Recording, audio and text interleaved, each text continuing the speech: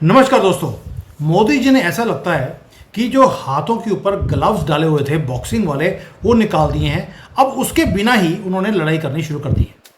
China के border के ऊपर अपने बोल दिया कि जी हमारा बॉर्डर चाइना के साथ लगता ही नहीं है, हमारा बॉर्डर लगता है तिब्बत के साथ। आपने वहां पर स्यापा शुरू कर दिया। मैंने सुबह वीडियो डाला था, आप जाके देख लेना। अब समुद्र में कि जमीन के ऊपर तो पंगा ले ही रहे हो। पीओके कौन सा पीओके? ये तो कश्मीर था, कश्मीर आपने बोल दिया। बल्कि पाकिस्तान से ज़मीन में पंगा, चाइना से पंगा। अब ये दो अभी पंगे पूरे हुए नहीं, अब समुद्र में भी पंगा लेना शुरू कर दिया। अरेबियन सी में जाकर समुद्र में आग लगा दी है। अब वहाँ पर चाइना भी है, अमेरिका भी है, दोनों के खेमे में अब आग लगी हुई है। किस चीज़ की बात कर रहे हैं ये आज बात करेंगे मंजरी जी के साथ, क्योंकि इनके मोदी जी ने कुछ ऐसा किया है जिससे मैं भी हैरान हो गया हूँ। लेकिन उससे पहले एक छोटी सी अनाउंसमेंट। आपको मालूम है कि ये चैनल ये सारा सनातनियों के लिए है। अब मैंने चुनने शुरू कर दिया सनातनियों को, जो सनातन की बात करते हैं, सनातनियों की बात करते हैं, हमारा जो एंशिएंट हिस्ट्री है उसकी बात करते हैं। एक चैनल है बहुत ही बेहतरीन, मेरा चैनल नहीं है, ना ही मेरा कोई दोस्त है, वो भी हमारी तरह जैसे हम लोग वीडियोस बनाते हैं अपने देश के लिए, वो भी बनाता है। लेकिन उसने अभी चैनल शुरू किया है और ये चैनल का नाम बहुत ही ज़्यादा मेरे लिए तो मुश्किल था, मिग ओरू एजुकेशन। अभी शुरू किया है। क्या क्लासिकल वो वीडियो एडिटिंग करके बनाता है भाई, मज़ा आ गया। और उन्होंने जो वीडियो शुरू करी वो था जो भारत के जो ग्रेट्स हैं, जैसे ये जितने भी पुराने हमारे मैथमेटिशियंस हैं, साइंटिस्ट हैं, इनको सबको भुला दिया गया। अब वो उनके ऊपर बना रहा है ताकि आपको गर्व हो वीडियोस का देखकर। आप प्लीज़ इसको जाकर सब्सक्राइब भी करें। मैं दोबारा दिखाता हूँ, वीडियो का लिंक ये दिया हुआ है, इसको जाकर सब्सक्राइब करें, इसको देखें भी। सनातनी है दिल से, बहुत ही बढ़िया आदमी, नाम भी श्री नहीं है, जिसका नाम ही श्री से शुरू होता हो। और हम तो हमेशा ही अपना जो वीलॉग्स हैं वो शुरू करते हैं जय सिया राम से, तो ये जय सिया राम है, इसके नाम में ही सिया है। तो आप प्लीज़ जाके इसको सब्सक्राइब करें। अब आते हैं मोदी जी पर। अब मोदी जी की एसी हमारे सामने बैठी हैं मंजरी जी, जो आज बताएंगी कि भाई ज़मीन पे हमने पंगा लेते लेते समुद्र में भी चले गए। अब एक होता है ज़मीन, एक होता है समुद्र, उसके नीचे भी कोई जगह है। और स्पेस में आपने पहले ही पंगा ले लिया था। आपको मालूम है कि हम वहाँ पर सैटेलाइट्स के बीच में डॉग फाइट कर सकते हैं। अब समुद्र के नीचे ये मछलियों की फाइट करने वाले हैं, क्या होगा इसकी वो बात करते हैं। मंजरी जी, जय Siya Ram. And what has your Modi ji done? जय सिया राम। कुछ नहीं, देखो समुद्र के नीचे होती है सबमरीन, तो अब हम जो है सबमरीन की फाइट करेंगे। और इसके लिए हमने साउथ अफ्रीका से एक कोलैबोरेशन कर लिया है और उसमें हमने उनके डिफेंस सेक्रेटरी और अपने डिफेंस सेक्रेटरी के बीच में जो है ये टाई अप कर लिया है कि हम अपनी मिलिट्री इंडस्ट्रियल कैपेबिलिटीज को बढ़ाएंगे। अब इसमें साउथ अफ्रीका जरूरी क्यों है? भाई साहब, आपको जो कुछ चाहिए उसका जो रॉ मटेरियल है वो तो साउथ अफ्रीका के पास है, तो आप उसे उठा करके भारत लाए, फिर उसे रिफाइन करें, फिर उसे बनाए। हटाओ यार, मोदी कहते हैं सारा जहां हमारा। ठीक, तो हम वो मैन्युफैक्चरिंग साउथ अफ्रीका में कर लेंगे, की फर्क पैंदा, साउथ अफ्रीका के लोगों को काम हो जाएगा। देखिए भारत की पॉलिसी क्या है। भारत की पॉलिसी है हम अकेले नहीं उठेंगे, हम सबको साथ लेके उठेंगे। तो अगर हम अफ्रीका में कोई फैक्ट्री डालें तो वर्कर साउथ अफ्रीकन होंगे, ताकि उनके लोगों के उनका रिसोर्स है। अब वो उनको ट्रेनिंग देके काम देके, और आयरन ओर अच्छा है, आयरन ओर को रिफाइन करने की फैक्ट्री वहीं पे लगाइए, इंजीनियर्स उनके लीजिए, लेबर्स उनके लीजिए, वो देश अपने आप उठेगा ना। उसके बाद फिर आपने जो है उसको आयरन ओर बन गई, अब उसका आपने सबमरीन बनाना, क्या जो कुछ भी बनाना है वो आपने वहां बनाया, तो आपकी मल्टी लेयर फैक्ट्री सिस्टम वहां पर आ गया। अब भारत में आपको भाई रिसोर्सेज भी और चाहिए, सब कुछ चाहिए। यहाँ जब आपने लिमिटेशन देखी, आपने एक्सपैंड कर दिया अपने ऑपरेशन को साउथ अफ्रीका, वहां पर आपने इस चीज को बनाया, सारी सबमरीन्स वगैरह बनाई। अब हमारा मिलिट्री डिफेंस कॉरिडोर एक्सपैंड कर गया। वो सिर्फ भारत में नहीं है, जैसे रशिया अपने यहाँ के कुछ इक्विपमेंट भारत में बना रहा है, वैसे भारत अपने कुछ इक्विपमेंट आप साउथ अफ्रीका के साथ बनाएगा। अब आपने, जैसे आप 2 साल में एक सबमरीन बना लिया, 2 साल में 4-5 सबमरीन बना सकेंगे, बिकॉज आपने ऑपरेशंस को एक्सपैंड कर दिया। ये सबमरीन्स कहाँ जाएंगी? जिसे आप अरेबियन सी कहते हैं और जिसका असली नाम सिंधु सागर है। ठीक है, सिंधु सागर में जाएंगे। सिंधु सागर में आप जानते हैं कहाँ से शुरू होता है? श्रीलंका के पास से शुरू होता है और कहाँ तक जाता है? रेड सी और पर्शियन। अब मेजर जो है डॉग फाइट यही हो, क्यों होने वाली है? अभी तक जो सी रूट्स चल रहे थे वो तो चल रहे थे, जिसपे विश्व का करीब 65-60 कुछ 70 जितने बोलो उतने परसेंट का ट्रेड है। लेकिन इसकी डॉग फाइट इसलिए होती है कि नेटो की वहां पे सर्वेलेंस हो रही है, कल के हमने वीडियो में बताया। नेटो अपने इंटरेस्ट के लिए रेड सी के ऊपर सर्विलांस कर रहा है। गल्फ ऑफ पर्शियन गल्फ में सारे अ, ये है अमेरिकन फ्लीट है, क्योंकि जो मुस्लिम वर्ल्ड है वो अमेरिकन उसके अंडर में काम करता है। जो गल्फ ऑफ होमरुज है उसके ऊपर ईरान कब्जा कर रहा है। लेकिन ये सब निकल के कहाँ आएगा? ये सब आएगा सिंधु सागर, या जिसे आप आजकल अरेबियन सी कहते हैं। अब उसमें पायरेसी कौन करता है? पायरेसी उसमें पायरेट्स कौन है? सोमालियन पायरेट्स हैं। तो जब हमने अफ्रीका से वो किया, टाई अप किया, तो सोमालियन पायरेट्स ऑलरेडी पीछे हो गए। उसमें हुतीस हैं। हुतीस किससे डरते हैं? केवल इंडियन मैक्रोस से डरते हैं, और किसी से नहीं डरते। अमेरिका की तो बैंड बजाए हुए हैं। उन्होंने यहाँ तक सोचिए केन्या के आर्मी चीफ को मारा है, ताकि वो जब बैकड्रॉप करें तो केन्या में अपनी शिप्स को पार्क कर सकें। उनकी जान निकली पड़ी हुटीज और सोमालियन पायरेट्स के साथ कारण। तो इस एरिया में अगर प्रोटेक्शन चाहिए तो कौन देगा? Indian army. उसकी नेवी। ऑपरेशंस को, इंडियन नेवी, और उसके ऑपरेशंस को एक्सटेंड करने के लिए आपको क्या चाहिए? जो ऊपर दिख रहा है वो तो है, जो अंदर दिख रहा है वो भी चाहिए। इसके अलावा आप क्या बना रहे हैं? आईमैक। आईमैक जाएगा जैसे भारत के कोस्ट से, आ, जो भी वहां पर है, ठीक रेड सी आप लोगों ने ले रखा है, हम दूसरा रास्ता ले लेते हैं। एक तरफ आपने गल्फ ऑफ पर्शियन गल्फ ले लिया है, दूसरी तरफ रेड सी ले लिया है। हमने उसको मल्टी मॉडल बना दिया। हम उठा करके लैंड ले लेंगे बीच में। तो जब हम एशिया के इस पार्ट से, जो मुस्लिम वर्ल्ड है, जो सऊदी वगैरह से जाता है, इससे लैंड रूट ले सकते, तो हम अफ्रीका से भी ले सकते हैं। टारगेट क्या है? टारगेट है मेडिटेरेनियन। हमको मेडिटेरेनियन सी भूमध्य सागर में पहुंचना है। तो हम एशिया से जाएंगे या अफ्रीका से जाएंगे? अब एशिया से अगर हम जाएंगे तो उसमें जो है अमेरिका का काफी सारा इन्फ्लुएंस है ऑयल प्रोड्यूसिंग कंट्रीज में। अफ्रीका से अमेरिका वाइंड अप कर, सूडान से किया, इधर उधर से, वहां पर धीरे धीरे दे अपॉर्चुनिटीज भारत के लिए बढ़ रही है। देखिए अफ्रीका में 4 देशों का वर्चस्व है, अमेरिका, रशिया, चाइना और भारत, जिसमें 3 वाइंड अप कर रहे हैं। ठीक है, जो राइज हो रहा है अफ्रीका का वो भारत की वजह से हो रहा है, and they are coming close to. तो हमको आईमैक के तरीके का अगर कोई कॉरिडोर भविष्य में निकालना होगा, जब हमें लैंड रूट लेना ही है, मल्टी मॉडल करना ही है, तो हम अफ्रीका से ले लेंगे। सुरक्षा कहाँ बढ़ाएंगे? आपने सूडान में अपनी विमेन कंटिंजेंट भेज रखी है, क्यों? ज्यादा जिहाद करोगे तो लड़की की गोली से मारे जाओगे, और जब आप किसी स्त्री के हाथों मारे जाते हैं, जन्नत कैंसिल हो जाती है। तो बहुत गहरे, बहुत लंबे प्लान है। कांग्रेस की मूर्खता को मोदी जी ने अपने लिए कैसेट में बदला। कांग्रेस की मूर्खता क्या थी?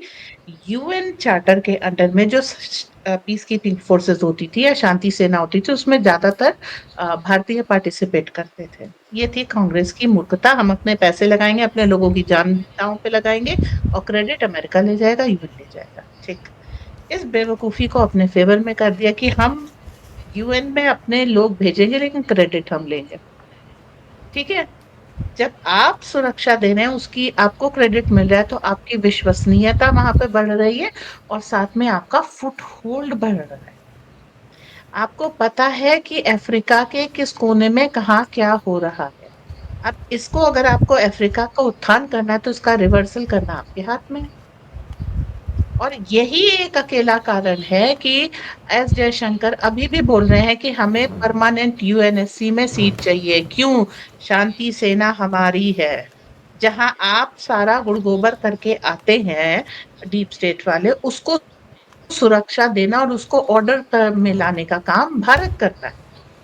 ठीक है, तो आप, we clean up your mess, give us the seat, और UN is a useless organisation, because peace keeping force में हमारा एक कंट्रीब्यूशन है।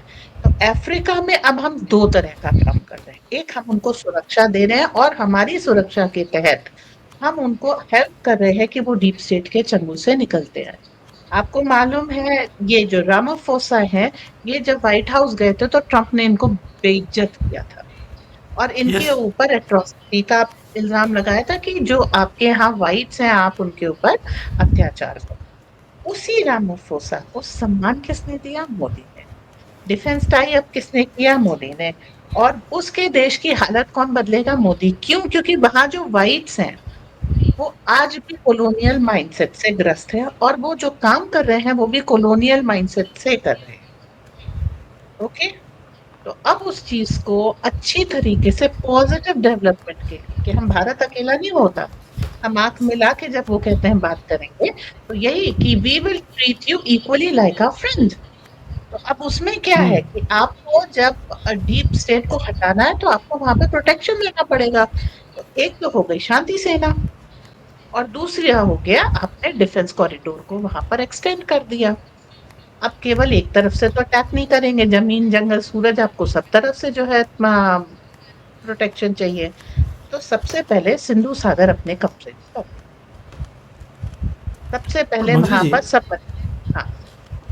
जो बड़े कंट्रीज हैं उनका काम करने का स्टाइल वैसा ही होता है कि आप अपने बाउंड्री से बाहर निकलकर दूसरे कंट्रीज में जाकर अपने फैक्ट्रियाँ लगाते हैं। वहाँ के लोगों को आप अपने, जिसको कॉन्फिडेंस होता है, कॉन्फिडेंस बिल्डिंग मेजर्स भी होते हैं, प्लस आपका एक डिफरेंट बेस बनता है ताकि अगर आपके देश में कहीं तरक्की तरक्की रुकती है, कोई प्रॉब्लम आ गया, तो एटलीस्ट कहीं और आपका काम चल रहा है। अमेरिका ने पूरी दुनिया में फैक्ट्री लगाई हैं, वैसे ही चाइना ने अब पूरी दुनिया में वो फैक्ट्रीज लगा रहे हैं कि इसी से, जिसको मल्टीनेशनल बोलते हैं, अब कंट्रीज भी मल्टीनेशनल की तरह काम करने लगे कि मेरी कंट्री का एक्सटेंशन वो किसी और कंट्री में लगा हुआ है, buy back by the government.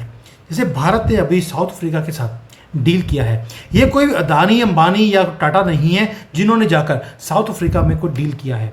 It is between the government of India with government of south Africa. आपको नहीं लगता कि भारत ने वही काम करना शुरू कर दिया, अपनी बाउंड्रीज को एक्सपैंड करना शुरू कर दिया है थ्रू अवर बायलैटरल ट्रेड या थ्रू अवर फैक्ट्रीज, और ये एक्सपेंशन है भारत का? ये भारतीयता का एक्सटेंशन है, भारत का नहीं है। भारत की बाउंड्रीज यहीं पर रहेंगी, भारतीयता वहां तक होगी।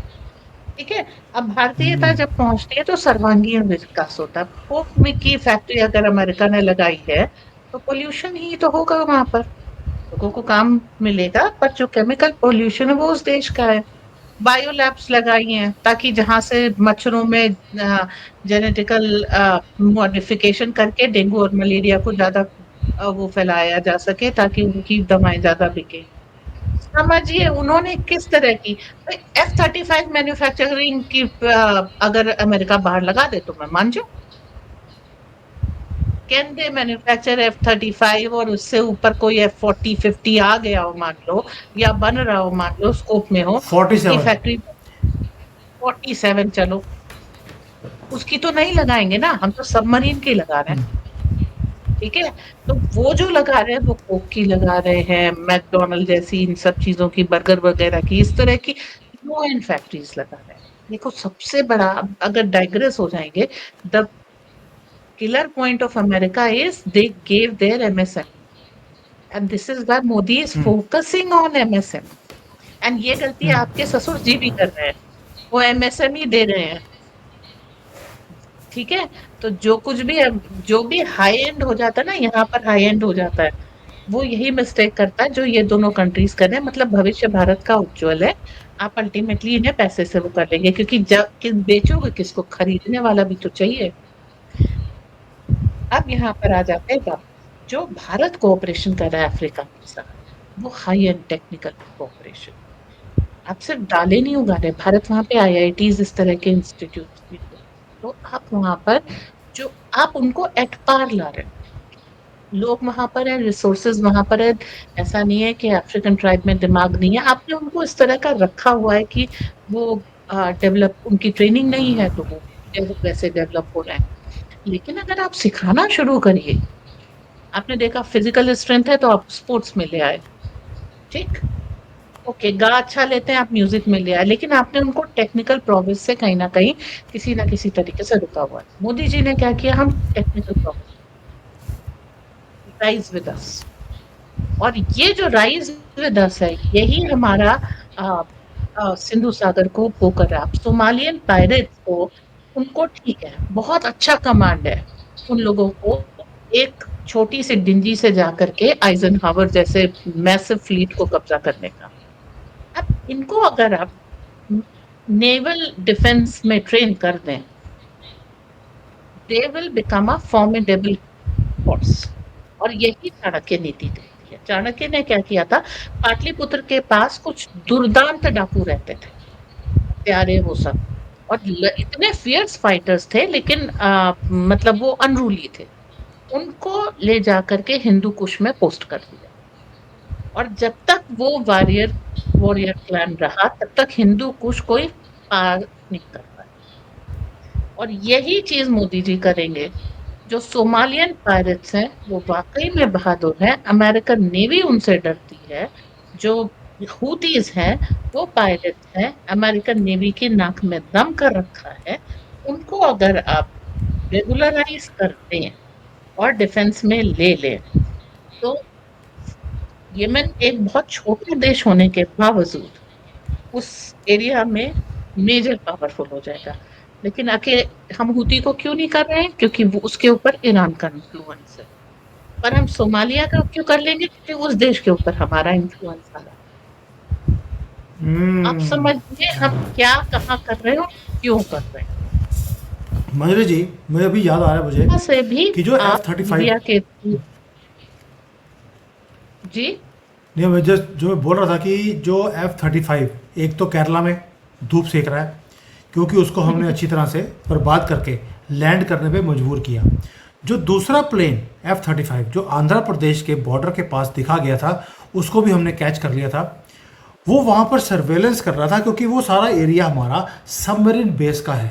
वहाँ पर हमारी एक्सरसाइजेस चलती रहती हैं, नेवी की और सबमरीन्स की, और वहाँ पर बेस भी है हमारा आंध्रा के पास। तो उस सब की सर्वेलेंस करता हुआ वो पकड़ा गया था, भाग गया जब पकड़ा गया। तो इसलिए वो सर्वेलेंस भी इसलिए हो रही थी बिकॉज भारत अपनी नेवी को ऑलरेडी बहुत ऊपर लेवल तक लेके जा चुका है, उसकी मॉडर्नाइजेशन हो गई है, सबमरीन्स का भी काम अपने पूरा तेज़ी से किया है, और अब तो हमने अपने बेसिस को या मैन्युफैक्चरिंग बेस को निकाल कर, ये भी यहाँ पे तो हो ही रहा है, साथ में हमने सेकंड बेस लगा दिया साउथ अफ्रीका में, और बाकी कंट्रीज़ के साथ भी काम चल रहा है। यानी कि रशिया है तो रशिया की जो आइस ब्रेकिंग शिप्स हैं वो हम बना रहे हैं। Can you imagine? वो चाइना को नहीं दिया because they said we do not trust Chinese but we trust Modi and Modi's Bharat. अब आप प्लीज समझिए कि आज जो F-35 है उसका नाम उन्होंने F रखा था। हमें याद है कि जब स्कूल में पढ़ते थे किसी का F आ जाए तो हमें पता होता था कि F का मतलब क्या है। तो इसका तो नाम ही F-35 है। वो फेल होना ही था, भारत में आकर फेल हो गया और वो खड़ा है, धूप सेक रहा है, स्टार्ट भी हो नहीं रहा। मैंने एक 2-3 बार वीडियो बनाई है इसके ऊपर कि F-35 को उड़ने के जो पर हैं वो काटे किसने और उड़ क्यों नहीं रहा। अब रात के अंधेरे में जैसे ये अफगानिस्तान से भागे थे वैसे ही इसको डिसमेंटल कर कर, तोड़ फोड़ कर, किसी प्लेन में लाद कर, रात को 2 बजे बिना किसी को बताए अंधेरा कर कर ये यहाँ से भागेंगे, अपनी इज्जत को इकट्ठा करके लेके जाने की कोशिश करेंगे। तो आप समझिए कि जो भारत कर रहा है this is not something normal. हम वो काम कर रहे हैं जो कोई और सोच नहीं सकता था। भारत बाहर की कंट्रीज में जाकर वहां पर प्लेन बनाएगा, वहां पे ब्रह्मोस बनाएगा, वहां पे सबमरीन बनाएगा। हैड यू एवर इमेजिन्ड कि भारत की इतनी ताकत है कि हम ये काम कर सकते हैं? मोदी जी ने किया भी और बताया भी नहीं। And this is why Manjari ji is called, क्योंकि इनके पास कुछ ऐसी खबरें होती हैं अंदर की, पता नहीं कैसे आती हैं और ये बताती हैं जो चीज़ें। एंड दिस इज स्टार्टलिंग, और ये कोई सेंसेशन नहीं है, एक्चुअल न्यूज़ है कि भारत ने साउथ अफ्रीका में जाकर एक जॉइंट सबमरीन कॉपरेशन का काम हमने शुरू कर दिया है। मंजरी जी, ये तो हो गया अब तक जो किया है, आगे क्या? चाइना से आपने पंगा ले लिया, पाकिस्तान से पंगा लिया ही हुआ है, वो तो 36 का आंकड़ा हमारा 1400 सालों से है, वो आगे भी चलता रहेगा। What about this? आपने बोल दिया कि अरेबियन सी हमारा है, हमने वहाँ पर सोमालिया वालों से बात करनी शुरू कर दी, हाउती से बात चल रही है, आपने रेड सी को कॉर्नर करना शुरू कर दिया, अब साउथ अफ्रीका। साउथ अफ्रीका शुरू से, जब से मोदी आए, आप वैक्सीन मैत्री के जमाने से देखिए, उससे पहले कोई ट्रस्ट नहीं करता था जब मोदी आए। लेकिन जब हमने वैक्सीन मैत्री वहां पर एक्सटेंड की और उन देशों को जिनको बिल्कुल आइसोलेट करके छोड़ दिया था अमेरिका ने, उन देशों में हमने लोगों की जानों की रक्षा की, उसके बाद से ये पासा पलटा है। एंड जो ट्रस्ट फैक्टर था वो मोदी जी ने, इसीलिए तो राहुल ने यहाँ पे हमारे बच्चों की वैक्सीन बाहर जा रही है, हंगामा इसीलिए बचाया बचाया था, ताकि इस मैत्री को रोका जा सके। केन्या वगैरह बहुत सारे देश हैं जिनको समय समय पे किसी किसी चीज की जरूरत पड़ती थी। तो पहले क्या होता था कि अगर मान लीजिए किसी देश के पास पानी खत्म हो गया या अनाज खत्म हो गया या मेडिसिन खत्म हो गया, तो यूनाइटेड नेशन उनको देता था, और उसमें ऐसी ऐसी शर्तें होती थी कि वो देश उनके आगे गुलाम हो जाता था। बुर्किना फासो ने फ्रांस के खिलाफ सर उठाया क्योंकि फ्रेंच वहां पे ऑक्यूपेशन था। अब बुर्किना फासो को जो जो चीजों की मदद चाहिए और उनकी इकोनॉमी चलती रहे, इसमें तो कहीं आपको दूसरी तरह से परोक्ष रूप से प्रत्यक्ष रूप से हेल्प करनी पड़ेगी। तो ये सारे काम करके हमने विश्व का विश्वास जीता है। और जो भारत को पाकिस्तान से हमने 2016 में नोटबंदी करके पाकिस्तान खत्म कर दिया था। एनेक्स हम कब करेंगे ये हमारी मर्जी के ऊपर है। कोयला एक ला करके हमने चीन को खत्म कर दिया था, अब हम उसमें क्या उससे तिब्बत कब लेंगे, कैसे लेंगे, हिस्ट्री क्या है, ज्योग्राफी क्या है, ये अलग चीज है। अमेरिका जब ट्रम्प बोले थे अब की बार मोदी सरकार, हम तब अमेरिका जीत चुके थे, ओके। और जब बाइडेन आए तो उन्होंने बोइंग के ऑर्डर के ऊपर मोदी जी को धन्यवाद दिया कि अब हमारे यहाँ नौकरी आएगी, अब हमारे यहाँ वोट आएगी। तो हम अमेरिका तब फतेह कर चुके थे। तो ये जो तीन महेंद्र मेन। जी, बाइडेन की स्टेटमेंट थी, thank you Modi ji for saving jobs in America, please. Yes, तो अब हमने अमेरिका तब फतेह कर लिया। तो अब हमारा पंगा किसके साथ है? सीधे सीधे डीप स्टेट के साथ है। और जिस जिस देश से हम डीप स्टेट की जड़ें हटाते जा रहे हैं, वो हमको प्रमुख नागरिक सम्मान मोदी जी को दे रहा है। भारतीयों का कोई योगदान नहीं है अगर मोदी जी प्रणेता ना होते इसके। तो अब आप ये समझिए, हम डायरेक्ट पंगा इस समय India Bharat Modi versus deep state चल रहा है। चाइना माइना छोटी चीजें हैं, वो निपट चुके हैं। जितने भी ये काम कर ले, हमको दो काम करना है। एक, इनके रिसोर्सेस पर बैन लगाना है, इनको कुछ ना मिले। दूसरा काम करना है, हैकिंग करनी है। बस तुम एआई लेके आ रहे हो ना, हमें सिर्फ हैक करना है। सो मोदी उसके लिए भी कर रहे हैं, हर इंजीनियरिंग कॉलेज में एथिकल हैकिंग की कोर्स शुरू करा दिए। अब आपके पास जल्दी ही 4-5 सालों में इतनी अच्छे हैकर्स की टीम तैयार होगी कि ले आओ कोई भी सैटेलाइट लाओ, हम हैक कर लेंगे। कोई ड्रोन लेके आओ, हम हैक कर लेंगे। कोई रोबो लेके आओ, हम हैक कर लेंगे। कोई बात नहीं, बहुत सिंपल सोल्यूशन होते हैं बड़े कॉम्प्लिकेटेड प्रॉब्लम्स के। तो ये काम जो है सिंपल सॉल्यूशंस के महारथी हैं मोदी जी। आपको मेडिटेरेनियन जाना है तो एशिया से जाइए, रेड सी से जाइए, बेंगुरियन से जाइए, या अफ्रीका से चले जाइए। सारे रास्ते वो हैं उनके पास खुले हुए, बस उनका दृष्टिकोण थोड़ा अलग है। डीप स्टेट को वो इसी तरीके से हैंडल कर रहे हैं। इसलिए प्लीज भारत को ना चीन से, ना अमेरिका से, ना पाकिस्तान से, किसी से कंपेयर करने की जरूरत नहीं। भारत इस समय उस डीप स्टेट से लड़ रहा है और एक दिन फतेह भी हासिल करेगा। देखिए, ये जो प्लान ए बी सी होता है, जो कॉर्पोरेट्स में हम लोग जब भी कोई काम करते हैं उसमें प्लान ए होता है, बी होता है, सी होता है, कि अगर प्लान ए ना चले तो बी पे काम करेंगे। और मोदी जी हैं, मोदी जी ने भी plan A B C D E वहाँ तक रख दिया, क्योंकि एफ हमारे यहाँ पर कभी होता नहीं है, हम ना ही कभी यूज़ करते हैं। वो तो हमने दिखा दिया कि एफ सिर्फ फेलियर के लिए होता है, और F-35 भी एक फेलियर ही है। मुझे आज तक ये समझ नहीं आया कि भाई चाइना रखता है तो JF रख दिया, जंक फाइटर, अमेरिकन रखा तो फेल्ड 35। मुझे इनके नाम रखने के ऊपर भी मुझे हैरानी होती है। बट एनीवेज, जो मोदी जी कर रहे हैं, जो डिप्लोमेसी है, जिसे एक्सपैंड कर रहे हैं, भारतीयता को, भारत को एक्सपैंड नहीं किया अभी, लेकिन उसकी भी तैयारी चल रही है कि अपनी बाउंड्रीज को एक्सपैंड कैसे करना है। सितंबर 2025 ये वो मंथ है जब आपको भारत की बाउंड्रीज एक्सपैंड करती हुई दिखाई देंगी। ये मेरा कहना नहीं है, ना ही मेरी मोदी जी से बात हुई है। ये जो कुछ एस्ट्रोलॉजर्स हैं जिन्होंने मेरे चैनल पर आकर और कई चैनल्स पर जाकर उन्होंने बोला है कि 2025 में भारत की बाउंड्रीज एक्सपैंड होंगी। और शायद इसीलिए पाकिस्तान ने बोलना शुरू कर दिया भी आपने तो एक्सपैंड करना ही है, और हम जो हैं पाकिस्तानी हैं वो सारे सरेंडर के लिए माने जाते हैं कि तुसी ले लो यार, हमें लड़ाई करने की ज़रूरत क्या है। हो सकता है इसीलिए उन्होंने सरेंडर की बात कर दी, और नाचने गाने वाला वो अब अगला शायद उनका प्रधानमंत्री बनने वाला है, और नाचते पाचते बोले ले जाओ यार, की फ़र्क पड़ता है।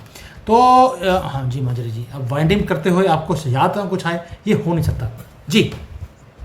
उन्होंने कांग्रेस ने एक नारा दिया था, नरेंद्र सरेंडर। ठीक है, वो ये दिखाना चाह रहे थे नरेंद्र मोदी सरेंडर करते हैं।